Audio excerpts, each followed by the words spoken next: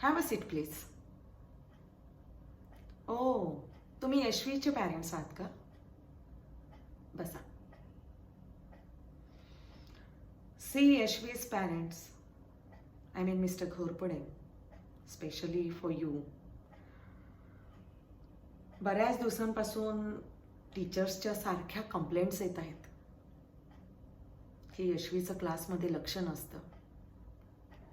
Teachers ज्या वेळेला शिकवत असतात त्यावेळेला ती कुठेतरी कुठल्या तरी विचारात सतत गुरफटलेली असते. त्यामुळेच तुम्हाला आज बोलावून घेण्यात आलंय.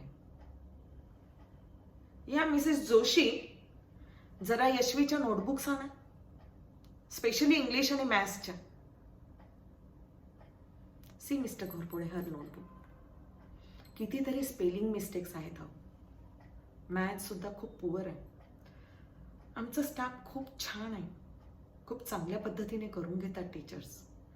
पण असं जर मुलांचं लक्षच नसेल किंवा रेग्युलर शाळेत येत नसतील तर ते तरी काय करू शकतील?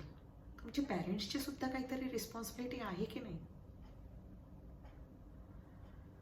तिचं अटेंडन्स बघा या वर्षाचं, कितीतरी सुट्ट्या आहे.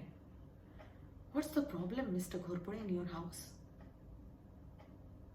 नेक्स्ट टाइम जर हे असं असलं तर सॉरी टू से तुम्हाला दुसरीकडे ॲडमिशन करून घ्यावी लागेल, कारण आमची स्कूल खूप रिप्युटेड आहे. मला खात्री आहे तुम्ही यापुढे नक्कीच काळजी घ्याल.